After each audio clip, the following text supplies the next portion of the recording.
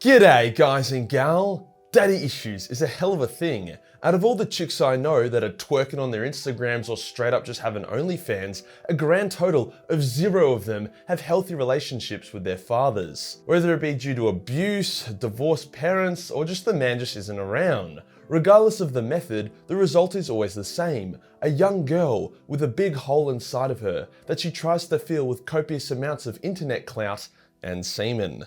Whilst I was scrolling through one of these lovely ladies' Instagram pages, cause, you know, I'm a pig, the thought occurred to me, do daddy issues via a lack of a father figure outweigh having a present but shit dad? To answer this, I did what I always do, started researching Warhammer lore. The Space Marines, despite their brainwashing, augmentations and castration, can also experience daddy issues, although it manifests in a much different way. It was their desire to make their daddies proud that led so many of them into damnation. So I wondered, would the Space Marine legions actually have been better off if the Primarchs didn't exist? Would have they been able to reach their true potential and make the galaxy a better place if they didn't have daddies to suck up to? That's what we're gonna find out. But firstly, listen up weebs and weebettes. It's been a long time since we've tasted the sweet nectar of authentic Japanese food. But as I always say, no problem is unsolvable, so if you can't take the neckbeard to Japan, let's bring Japan to the neckbeard.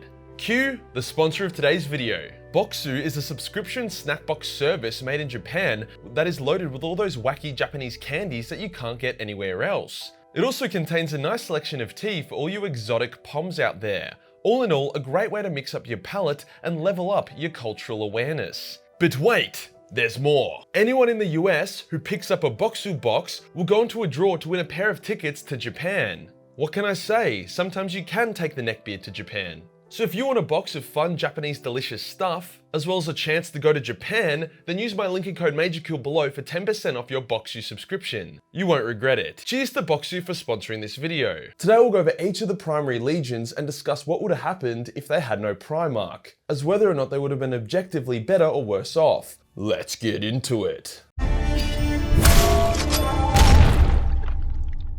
The first legion is none other than the Dark Angels. For all his blatant spurginess and poor people skills, the Lion was an overall good dad. Sure, he sometimes lost his temper, and sure, he once punched the head off one of his loyal sons who was just trying to uphold the Emperor's law, but the decapitation came from a place of fatherly love. The Lion was an effective commander, and the Knights of Caliban made for very solid Astarte recruits. However, the First Legion were already wildly effective, considered the Emperor's favourite legion for a long time. They were the ones who helped cull the Thunder Warriors after all. The Emperor's faith in them meant that they got to have all the fun toys that the other legions weren't allowed. Dark Age of Technology weapons, secret formulas for committing hectic genocide, and cooler armor designs. These dudes had it all. However, without the Lion, it's likely they would have survived the Rung Dung Xenocide. So whilst the Lion definitely had some cons to him, such as accidentally creating the Fallen due to his spurgy social skills, overall he was a huge asset to his legion and he led them to many glories that they otherwise would not have achieved. The second legion would have been way better off without their Primarch, as their Primarch led them to damnation and total erasure from the pages of history. Whoopsies. The third legion is the Emperor's Children, and they are probably the most interesting legion when it comes to whether or not they benefited from Fulgrim being around. On one hand, due to a bunch of their gene seed being corrupted by super raids and the rest of it being stolen by Trazyn the Infinite for a laugh, they were extremely depleted. Not only could they not replenish their numbers due to their lack of gene seed, but many of their warriors began to die of said super raids. By the time they found Fulgrim, only a few hundred of them were still alive. Finding Fulgrim allowed the Legion to take his DNA to create new gene seed, hence rebuild the Legion. So without their Primarch, they likely would have become extinct. However, on the other hand, extinction might have been preferable to where they are today. Fulgrim's pursuit of perfection resulted in him being corrupted by the chaos god of sex, drugs, and rock and roll, leading his legion into damnation as they quickly became the most twisted out of all the traitors. They pretty much non-stop do shitloads of drugs, rape people, and blast the base so hard that it ruptures their own capillaries. So it really comes down to this question. Would you rather die, but be remembered as heroes of mankind, or live and become decrepit rapists who sustain themselves purely off space cocaine? Answer that, and you'll know if the Legion would have been better off without Fulgrim. Now on to Purdy. Perturabo was a great commander and ruthless warlord, but he was also a massive dick. His lack of complaining combined with his general unlikability resulted in him and his legion being assigned to the shittiest war zones imaginable. On top of that, Purdy decided to decimate his legion, meaning 1 in 10 of his sons was brutally executed, just because he was having a bit of a tanty. Before Purdy, the Iron Warriors were flourishing. Their gene seed was incredibly stable, hence they were able to deploy in large numbers very early on. Their effectiveness in siege warfare also meant that the Emperor gifted them with more up-to-date and better gear during the start of the Great Crusade. They achieved a lot of great victories, and they were thought of by the Imperium as incredibly reliable, and they weren't a bunch of pompous wankers. See, a lot of legions, especially when they met up with their Primarch, got all cultural and shit. They would invent new and kinda not that effective tactics and war gear for the sake of style. The Iron Warriors didn't care much for that, and instead just did what needed to be done in order to achieve victory. The introduction of Perturabo to the Legion didn't really change this, but it added a sense of bitterness to the Legion.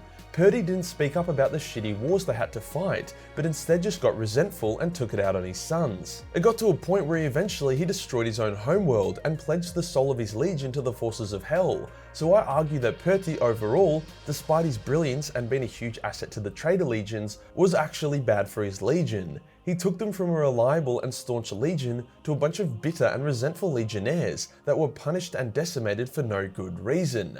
They were also incredibly effective before Purdy arrived, so it wasn't like he was the cause of their success. The 5th Legion is the White Scars. The White Scars were the scouts of the Imperium. They would go out into the galaxy, suss what was going on, take planets if they could, and report back on them if they couldn't. They were very scattered and lacked unity in culture. Jagadai, their Primarch, was the one who united them physically and spiritually. He took them from the various scouting parties into a formidable legion, and he was able to save their souls from chaos even when everyone else thought they would fall for sure. Jagadai would show his sons respect and love, falling into a berserk murderous rage when his warriors fell in battle. The Khan was also able to help stabilize some gene seed issues the White Scars had. So without a doubt, Jagadai was a huge asset for the White Scars. Now into the 6th Legion, we have the Wolf Daddy with his Wolf Marines, the Space Wolves. Wolf. Before they found their Primarch, the Space Wolves were next to nothing. They were an experimental legion and had low numbers. As a result of their insatiable appetite for Chihuahua puss, they were held back from engaging in the early wars of the Great Crusade. Their gene seed issues also made recruitment a bit of a bitch. Despite this, they were eventually able to deploy on various battlefields, and whilst they were effective, they had some discipline issues. Battles would quickly devolve into slaughters, as the Space Wolves chomped down on dead ass. They were feral, with no one to look up to that could curb their feralness. I mean, I guess the Emperor could have, but he probably thought it was funny. When Lehman was found, his DNA was able to stabilize their fatal gene seed problems, saving the rectal cavity of many dogs. The biggest thing though was how Lehman taught his sons to maintain their savagery whilst also learning respect and discipline. This allowed them to become a more effective force that eventually resulted in them being seen as one of the greatest legions in the galaxy. Lehman would go on to be a good Primarch who didn't let demon gods sodomize his children's souls, so in my book, Lehman was a huge asset to his legion.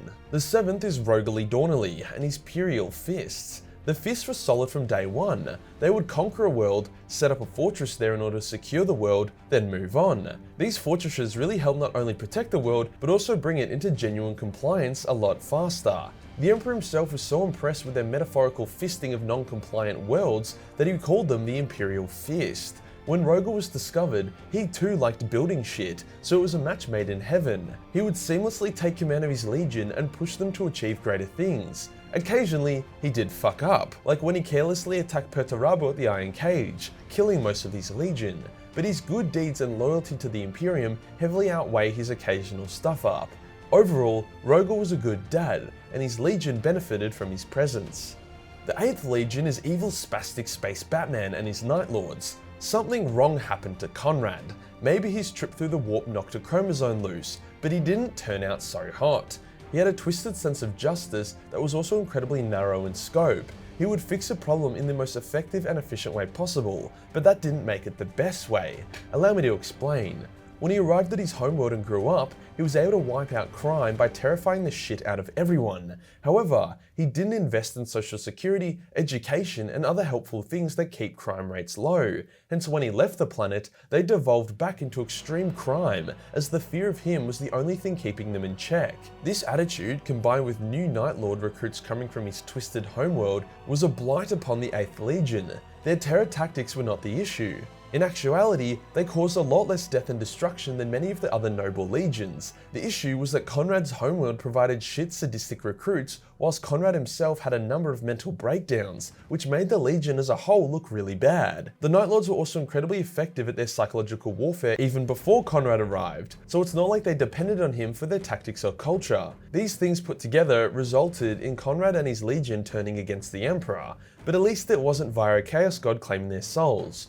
Overall, shit dad. On the flip side, the 9th Legion, the Blood Angels, heavily benefited from their discovery of Sanguinius. No shit, it's Sanguinius. Before they met their Primarch, they were bloodthirsty wretches that gave the post-Brainnail World Eaters a run for their money when it came to feralness. They had the red thirst in them and nobody to tell them not to indulge in it. However, Sanguinius saw the nobility in his sons, and he raised them from being one of the most despised legions into an order of heroic knights and heroes. The effect he had upon his legion was so profound that even 10,000 years later, they continue to uphold his legacy as noble defenders of humanity. Except you flesh tearers, you guys are fucking cooked. Not much else to say here, Sangi is a legend. The 10th Legion is Ferrus Manus. This is an interesting one, as Ferrus wasn't the nicest Primarch. He also indirectly caused his sons to decide that cutting off their hands and replacing them with prosthetics was a huge vibe. Something he wanted them to stop doing, but clearly not enough if they kept doing it. Ferrus had a primitive survival of the fittest attitude, refusing to allow his homeworld to become developed so that it continued to provide him recruits who would murder their way to the top. The Iron Hands were also a very successful legion even before they discovered their Primarch, and it was Ferrus's recklessness that got so many of them killed, including himself, during the Horus Heresy. So it could be argued that Ferrus is one of the few loyalist Primarchs that existence could have ended up stunting the Iron Hand's potential, leading them down a path of irrelevance and self-mutilation. The 11th Legion also would have preferred not to have a Primarch, as their Primarch was so naughty he doesn't even exist in Imperial record. The 12th Legion probably would have preferred not to have a Primarch even more so than the 11th. This is because their Primarch was Angron. Love him or hate him, Angron was a shitty Primarch. When he received the Butcher's Nails, he lost most of his Primarch aura, meaning that his legion wasn't chemically influenced to respect him. He also beat most of his commanders to death when he was having a sook. Then he turned his legion into a bunch of berserkers, eventually forcing them to all receive the Butcher's Nails, damning them to insanity and a lifetime of suffering and war. There's also that time he lost his shit and tried to solo kill his entire legion, forcing his sons to knock his ass out. He was so despised by his own sons that when the Horus Heresy broke out, the World Eaters, despite their brain nails and many of the anti-brain nail World Eaters already being dead, had the highest amount of loyalists that fought against him. Unreal. Needless to say, the World Eaters would have been much better off if Angron was aborted. This next one is easy. The Ultramarines 100% would have benefited from Guilliman. They were already a solid legion, but when given a smart, thoughtful and logistical demigod who believed in common sense, they became unstoppable, and to this day continue to save the Imperium. As a wise Matt Ward once said, "Ultramarines are the best." The next one is a bit complicated, and it depends on where you stand when it comes to how much you smell. Mortarion, before he became a hypocritical smelly moth demon, was a good commander and Primarch. He fought to help his people on Barbarous defeat their twisted necromantic overlords. Sure, he didn't really gel with his legion when they first met, as he basically deleted their culture and replaced it with his own, but he did care for them. He never wanted all of them to become a bunch of fat-ass disease-riddled dudes, and only did so because he was tricked into leading them to Nurgle, so 1 point for that, but minus 10 points for everything else. The Death Guard Legion were thriving without Mortarion, but when he arrived, he made a number of mistakes that have eventually led them to where they are today. If his Legion are happy with where they are, then sure, but considering that time a few Plague Marines were once separated from the Warp and freaked the fuck out, I would say deep down, they aren't. The 15th Legion is the Thousand Suns, and straight up, they're doing way better with Magnus around. But Majorkill, most of them have been turned into dust automatons and are pawns for the forces of hell. Timmy, you don't know anything! Anything! Sure, they are a little dusty, and sure, Magnus isn't a great dad, but the alternative is significantly worse. See, the Thousand Sons were not made very well. Their hypersensitivity to the warp was exploited by Titsnitch, hence the Legion was spontaneously turning into Chaos Spawn. Magnus, although he got kinda tricked, was able to significantly slow this affliction, called the Flesh Change. So without Magnus, the Thousand Sons would have experienced a fate worse than death. There is no denying that Magnus's existence is good for them. Number 16 gives us the Arch-Whore and his Legion of Lunar Wolves. Horus was a great commander, and he did raise up the Lunar Wolves to become one of the best legions out there, but his fall to chaos kinda completely shut on their reputation and strength. When Horus died, the Sons of Horus, as they were renamed to, became everyone's punching bag. Hell, even the Emperor's children kicked their ass. It was only when Abaddon came and renamed them to the Black Legion did they start being feared and respected again. No Horus means no hectic Horus heresy.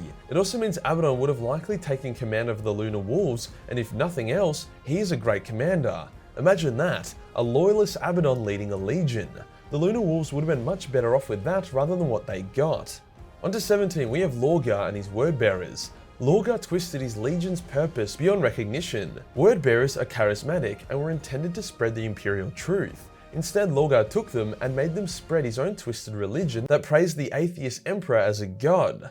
Lorgar was a fine Primarch overall, if a bit of a bitch, so it depends on perspective. Wordbearers are powerful, mostly in control of the gifts Chaos has given them, and Lorgar has been absent for a long time. If being powerful and in control is better than being loyal and kind of irrelevant, then Lorgar was an overall solid Primarch for his legion. I don't even need to go into detail for Vulcan and his friendly salamanders. Vulcan gives the best hugs. Hugs are good for anyone in every situation. No more explanation needed.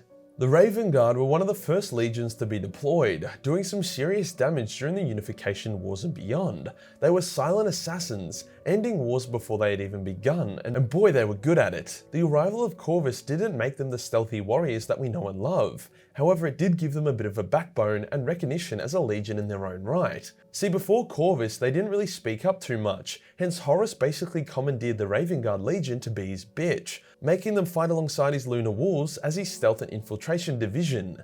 With the arrival of Corvus, he was able to pull them away from Horus and establish them as their own legend. Corvus would go on to purge the shitty aspects of the Raven Guard's culture, like their cold and motionless demeanors and apparent lack of personalities, eventually making them one of the most human legions out of all of them. So yes, ignoring the Istvan Dropsite massacre, Corvus was a great dad. And finally, the 20th Legion, the Alpha Legion. Without Alpharius, there would be no Alpharius, and for his sons, that means Alpharius. So overall, in some cases the Primarchs brought their legions down, in other cases they just kind of existed, but for the most part, a Primarch was a great thing for their legion. Would the galaxy have been better off without the Primarchs as a whole? Hard to say. The Great Crusade wouldn't have been nearly as successful, and maybe even have failed. It's heavily implied that the Emperor was in a big rush to win the Great Crusade, and without the Primarchs, it would have taken longer than he would have liked. But without the Primarchs, there wouldn't have been a Horus Heresy. So it really comes down to if the current setting of the galaxy is better